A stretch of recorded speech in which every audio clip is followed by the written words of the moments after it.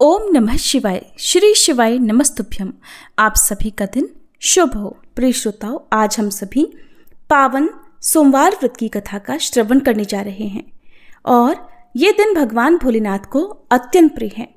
कहा गया है कि आज के दिन जो भी भक्त श्रद्धा और भक्ति से सोमवार का व्रत करके शिवलिंग पर गंगाजल, दूध, बेलपत्र, धतूरा और अक्षत चढ़ाकर शिव जी का पूजन करके कथा का श्रवण करता है, उसके सभी कष्ट दूर हो जाते हैं और जीवन में सुख समृद्धि, संतान सौभाग्य और अंत में मोक्ष की प्राप्ति होती है। आइए कथा से पहले हम सभी भगवान का ध्यान करें। हे भोलेनाथ, आप कैलाशपति हैं, माता पार्वती के प्रियतम हैं, कार्तिकेय और गणेश जी के पिता हैं। आप ही महाकाल हैं, आप ही जगत के पालनहार। आपके चरणों की वंदना करने मात्र से जन्म जन्मांतर के पाप नष्ट हो जाते हैं। हे देवाधिदेव महादेव, इस पावन सोमवार व्रत में हम संपूर्ण मन, वाणी और कर्म से आपका ध्यान कर रहे हैं। हम सभी पर अपनी कृपा दृष्टि बनाए रखें, हमारे जीवन से अज्ञान, अहंकार और पाप का नाश करें और हमें धर्म, अर्थ, काम और मोक्ष चारों पुरुषार्थों की सिद्धि प्रदान करें। एक बार किसी नगर में एक साहूकार था। उसके घर में धन की कोई कमी नहीं थी, लेकिन कोई संतान न होने के कारण वह बड़ा दुखी था। संतान प्राप्ति के लिए वो हर सोमवार को व्रत रखता था और पूरी श्रद्धा के साथ शिव मंदिर जाकर भगवान शिव और माता पार्वती की पूजा किया करता था। उसकी भक्ति देखकर एक दिन माँ पार्वती प्रसन्न होकर भगवान शिव से साहूकार की मनोकामना पूर्ण करने का निवेदन करती हैं। पार्वती जी के आग्रह पर भगवान शिव ने कहा, हे देवी, इस संसार में हर प्राणी को उसके कर्मों का फल मिलता है और जिसके भाग्य में जो हो उसे भोगना ही पड़ता है। लेकिन पार्वती जी ने साहूकार की भक्ति देखकर उसकी मनोकामना पूर्ण करने की इच्छा व्यक्त की। माता पार्वती के आग्रह पर भगवान शिव ने साहूकार को पुत्र प्राप्ति का वरदान तो दिया, लेकिन उन्होंने बताया कि ये बालक केवल 12 वर्षों तक ही जीवित रहेगा। माता पार्वती और भगवान शिव की इस संवाद को साहूकार सुन रहा था, इसलिए उसे ना तो इस बात की खुशी हुई और ना ही कोई दुख, बल्कि वो पहले की तरह ही शिव जी की पूजा करता रहा। कुछ समय के बाद साहूकार की पत्नी ने एक पुत्र को जन्म दिया। जब वह बालक 11 वर्ष का हुआ तो उसे पढ़ने के लिए काशी भेज दिया गया। साहूकार ने पुत्र के मामा को बुलाकर उसे बहुत सारा धन देते हुए कहा कि तुम इस बालक को काशी विद्या पढ़ने के लिए लेकर जाओ। तुम लोग रास्ते में यज्ञ कराते जाना और ब्राह्मणों को भोजन दक्षिणा देते हुए जाना। दोनों मामा भांजे इसी तरह यज्ञ कराते और ब्राह्मणों को दान दक्षिणा देते काशी नगरी निकल पड़े। इस दौरान रात में एक नगर पड़ा जहां नगर के राजा की कन्या का विवाह था, लेकिन जिस राजकुमार से उसका विवाह होने वाला था वह एक आंख से काना था। राजकुमार के पिता ने अपने पुत्र के काना होने की बात को छुपाने के लिए सोचा, क्यों ना उस साहूकार के पुत्र को दूल्हा बनाकर राजकुमारी से विवाह करा दूं और विवाह के बाद इसको धन देकर विदा कर दूंगा और राजकुमारी को अपने नगर ले आऊंगा। लड़के को दूल्हे के वस्त्र पहनाकर राजकुमारी से विवाह करा दिया गया। साहूकार का पुत्र ईमानदार था, उसे ये बात सही नहीं लगी, इसलिए उसने अवसर पाकर राजकुमारी के दुपट्टे पर लिख दिया कि तुम्हारा विवाह तो मेरे साथ हुआ है, लेकिन जिस राजकुमार के संग तुम्हें भेजा जाएगा वो एक आंख से काना है। मैं तो काशी विद्या पढ़ने जा रहा हूँ। जब राजकुमारी ने चुन्नी पर लिखी बातें पढ़ी तो उसने अपने माता पिता को ये बात बताई। राजा ने अपनी पुत्री को विदा नहीं किया, फिर बारात वापस चली गई। दूसरी ओर साहूकार का पुत्र और उसका मामा काशी पहुंचे और वहां जाकर उन्होंने यज्ञ किया। जिस दिन साहूकार का पुत्र 12 वर्ष का हुआ उस दिन भी यज्ञ का आयोजन था। लड़के ने अपने मामा से कहा कि मेरी तबीयत कुछ ठीक नहीं है। मामा ने कहा, तुम अंदर जाकर आराम कर लो। भगवान शिव के वरदान अनुसार कुछ ही देर में उस बालक के प्राण निकल गए। मृत भांजे को देखकर उसके मामा ने विलाप करना शुरू कर दिया। संयोगवश उसी समय भगवान शिव और माता पार्वती उधर से जा रहे थे। पार्वती जी ने भोलेनाथ से कहा, स्वामी, मुझे इसके रोने का स्वर सहन नहीं हो रहा। आप कृपया इस व्यक्ति के कष्ट को अवश्य दूर कीजिए।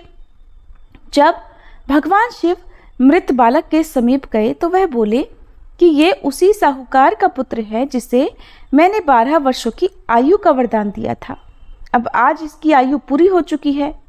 लेकिन मातृभाव से विभोर माता पार्वती जी कहने लगी, हे महादेव, आप इस बालक को और आयु देने की कृपा करें, नहीं तो इसके वियोग में इसके माता पिता भी तड़प तड़प कर मर जाएंगे। माता पार्वती के पुनः आग्रह पर भगवान शिव ने उस लड़के को जीवित होने का वरदान दिया। शिव जी की कृपा से वह लड़का जीवित हो गया। शिक्षा पूरी करके लड़का मामा के साथ अपने नगर की ओर वापस चल पड़ा। दोनों चलते हुए उसी नगर में पहुंचे जहां उसका विवाह हुआ था।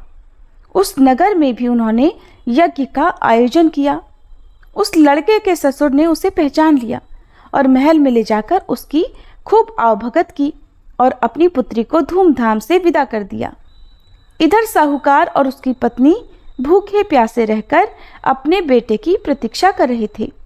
उन्होंने प्रण कर रखा था कि अगर उन्हें अपने बेटे की मृत्यु का समाचार मिला तो वो भी प्राण त्याग देंगे, परंतु अपने बेटे के जीवित होने का समाचार पाकर वे बेहद प्रसन्न हुए।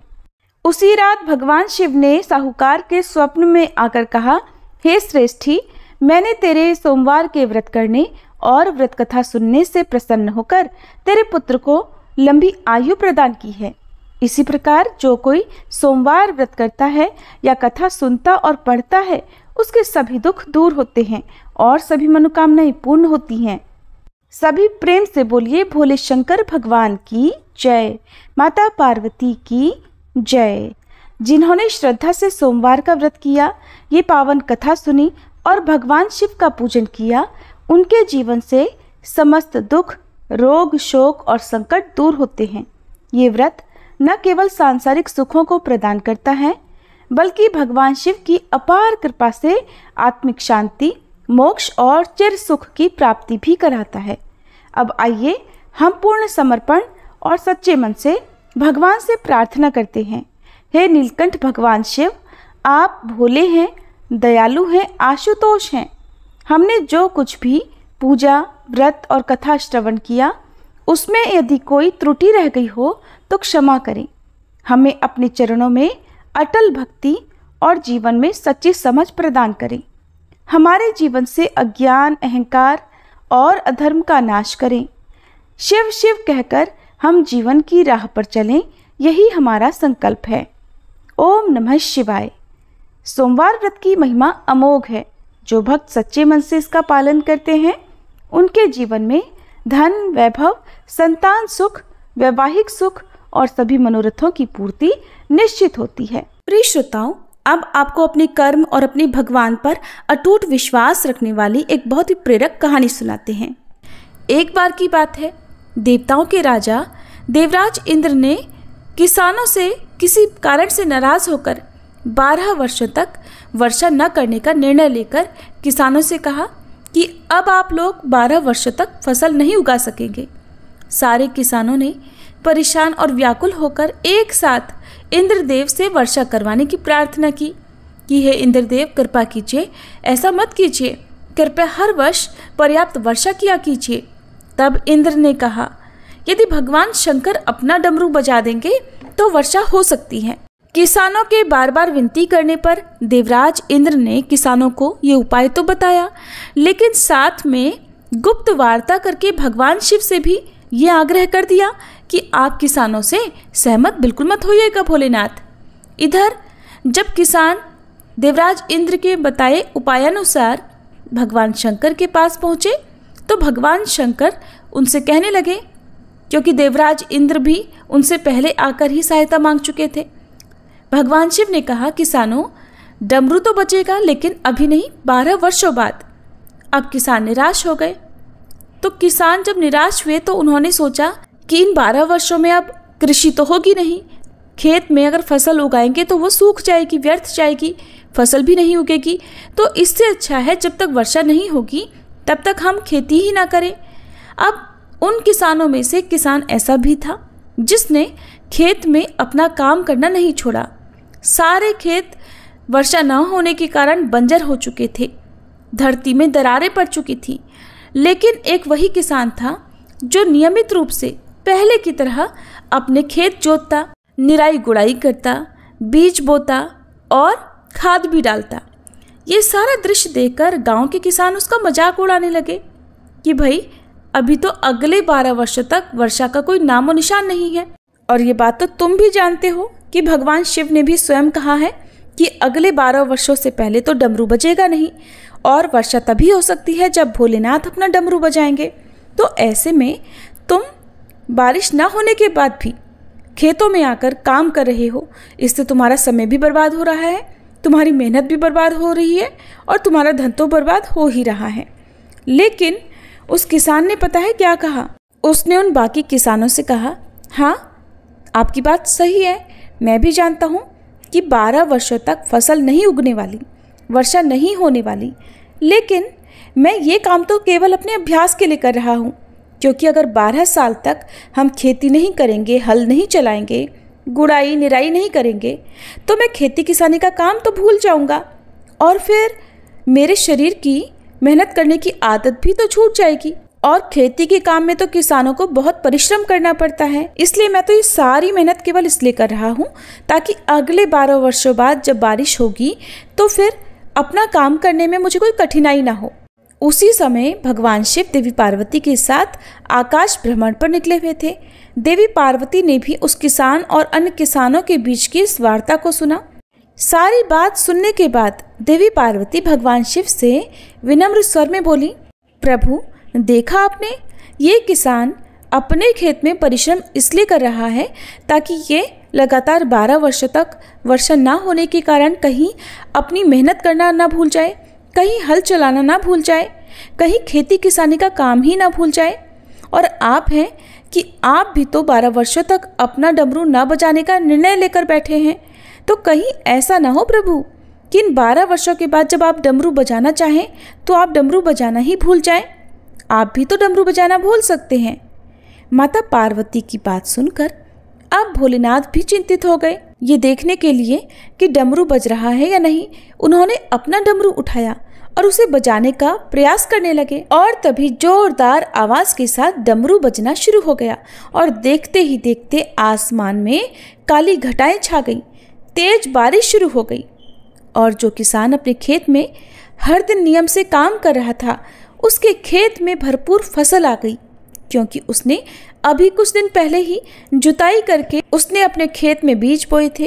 अब वर्षा होने के कारण कुछ ही दिनों में उसके खेत में हरी भरी लहलाती हुई फसल खड़ी हो गई। और बाकी के किसान जो केवल हाथ पर हाथ धरकर बैठे थे, ये सोच रहे थे कि अगले 12 वर्षों तक तो वर्षा नहीं होगी। और जब ये बात भली भांति पता है तो ऐसे में सूखे खेतों में भला परिश्रम करना और अपना समय बर्बाद करने से क्या फायदा होगा। अब वे किसान पश्चाताप करने लगे और उधर उस किसान को अपनी फसल का भरपूर लाभ मिला, जो किसान अपने मन में सकारात्मक सोच लेकर बैठा था। तो ऐसा ही होता है, कभी कभी हम अपने जीवन में चल रही परेशानियों से बहुत परेशान हो जाते हैं, या हम किसी काम के लिए मेहनत कर रहे होते हैं, तो जब हमारी उस मेहनत का फल हमें नहीं मिलता है, हम लगातार काम करते जाते हैं, लगातार प्रयास करते जाते हैं, फिर भी जब मेहनत का फल नहीं मिलता है तो फिर एक समय ऐसा भी आता है कि हम थक हार कर हार मानकर बैठ जाते हैं। लेकिन हो सकता है कि वही क्षण हमारे पूरे जीवन को बदलने वाला हो सकता है हमारी अब तक की गई मेहनत का फल हमें अब मिलने ही वाला हो। तो हमेशा सकारात्मक सोच बनाए रखें, भगवान पर विश्वास करें कि अगर आज बुरे दिन चल रहे हैं, अगर आज हमारी मेहनत का फल नहीं मिल रहा है, तो एक दिन तो ऐसा जरूर आएगा। सबको अपनी अपनी मेहनत का फल जरूर मिलता है। और जो लोग केवल उन किसानों की तरह हाथ धरकर बैठे रह जाते हैं, उनके जीवन में उन्हें कभी कुछ नहीं मिलता और वे हमेशा अपने दुखों का रोना रोते रहते हैं। बोलिए नीलकंठ महादेव की जय। अब सुनिए शिव चालीसा पाठ और आरती। जय गणेश गिरिजा सुवन, मंगल मूल सुजान, कहत अयोध्या दास तुम, देहु अभय वरदान। जय गिरिजापति दीन दयाला, सदा करत संतन प्रतिपाला। भाल चंद्रमा सोहत नीके, कानन कुंडल नाग फनी के। अंग गौर शिर गंग बहाए, मुंड माल तन क्षार लगाए। वस्त्र खाल बाघांबर सोहे, छवि को देखी नाग मन मोहे। मैना मातु की हवे दुलारी, वाम अंग सोहत छवि न्यारी। कर त्रिशूल सोहत छवि भारी, करत सदा शत्रुन क्षयकारी। नंदी गणेश सोहितः कैसे, सागर मध्य कमल है जैसे। कार्तिक श्याम और गणराऊ, या छवि को कही जात न काऊ। देवन जब ही जाय पुकारा, तब ही दुख प्रभु आप निवारा। किया उपद्रव तारक भारी, देवन सब मिली तुम ही जुहारी। तुरत षडानन आप पठायऊ, लव निमेष मह मारी गिरायऊ। आप जलंधर असुर संहारा, सुयश तुम्हार विदित संसारा। त्रिपुरासुर सन युद्ध मचाई, सब ही कृपा कर लीन बचाई। किया तप ही भागीरथ भारी, पुरब प्रतिज्ञा तासु पुरारी। दानिन मह तुम सम को नाही, सेवक स्तुति करत सदाही। वेद नाम महिमा तब गाई, अकथ अनादि भेद नहीं पाई। प्रकटी उदधि मंथन में ज्वाला, जरत सुरासुर भये विहाला। कीन्ही दया तह करि सहाई, नीलकंठ तब नाम कहाई। पूजन रामचंद्र जब कीन्हा, जीत के लंक विभीषण दीन्हा। सहस कमल में हो रहे धारी, कीन्ह परीक्षा तब ही पुरारी। एक कमल प्रभु राखे उजोई, कमल नयन पूजन चह सोई। कठिन भक्ति देखी प्रभु शंकर, भय प्रसन्न दिए इच्छित वर। जय जय जय अनंत अविनाशी, करत कृपा सबके घटवासी। दुष्ट सकल नित मोहि सतावे, भ्रमत रहो मोहि चैन ना आवे। त्राहि त्राहि मैं नाथ पुकारो, ये ही अवसर मोहि आन उबारो। लै त्रिशूल शत्रुन को मारो, संकट से मोहि आन उबारो। मात पिता भ्राता सब होई, संकट में पूछत नहीं कोई। स्वामी एक है आस तुम्हारी, आए हरहु मम संकट भारी। धन निर्धन को देत सदाही, जो कोई जाचे सो फल पाही। स्तुति के ही विधि करे तुम्हारी, क्षमहु नाथ अब चूक हमारी। शंकर हो संकट के नाशन, मंगल कारण विघ्न विनाशन। योगी यति मुनि ध्यान लगावे, शारद नारद शीश नवावे। नमो नमो जय नमः शिवाय, सुर ब्रह्मादिक पार न पाए। जो यह पाठ करे मन लाई, तापर होत है शंभु सहाई। ऋनिया जो कोई हो अधिकारी, पाठ करे सो पावन हारी। पुत्र होन कर इच्छा जोई, निश्चय शिव प्रसाद ते ही होई। पंडित त्रयोदशी को लावे, ध्यान पूर्वक होम करावे। त्रयोदशी व्रत करे हमेशा, ताके तन नहीं रहे कलेशा। धूप दीप नैवेद्य चढ़ावे, शंकर सम्मुख पाठ सुनावे। जन्म जन्म के पाप नसावे, अंत धाम शिवपुर में पावे। कहे अयोध्या दास आस तुम्हारी, जानी सकल दुख हरहु हमारी। नित नेम कर प्रातः ही पाठ करो चालीसा, तुम मेरी मनोकामना पूर्ण करो जगदीश। मगसर छठी हेमंत ऋतु संवत 64 चान, स्तुति चालीसा शिव ही पूर्ण कीन कल्याण। हर हर महादेव। ओम जय शिव ओमकारा, स्वामी जय शिव ओमकारा। ब्रह्मा विष्णु सदा शिव, ब्रह्मा विष्णु सदा शिव, अर्धांगी धारा। ओम जय शिव ओमकारा। एकानन चतुरानन पंचानन राजे, स्वामी पंचानन राजे। हंसासन गरुड़ासन वृषवाहन साजे। ओम जय शिव ओमकारा। दो भुज चारु चतुर्भुज, 10 भुज अति सोहे, स्वामी 10 भुज अति सोहे। त्रिगुण रूप निरखता, त्रिभुवन जन मोहे। ओम जय शिव ओमकारा। अक्षमाला वनमाला मुंडमाला धारी, स्वामी मुंडमाला धारी। चंदन मृग मद सोहे, भाले शशिधारी। ओम जय शिव ओमकारा। श्वेतांबर पीतांबर बाघांबर अंगे, स्वामी बाघांबर अंगे। सनकादिक गरुड़ादिक भूतादिक संगे। ओम जय शिव ओमकारा।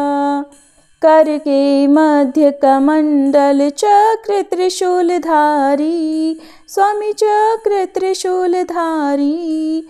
सुखकारी दुखहारी जग पालनकारी। ओम जय शिव ओमकारा। ब्रह्मा विष्णु सदा शिव, जानत अविवेका, स्वामी जानत अविवेका।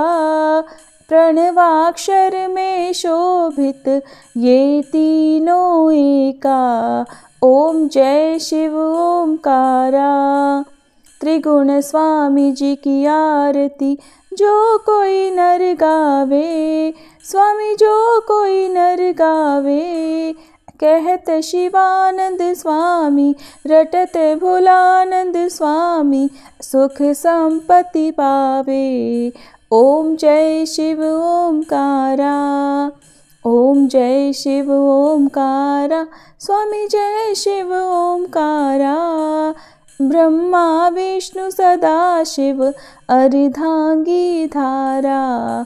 ओम जय शिव।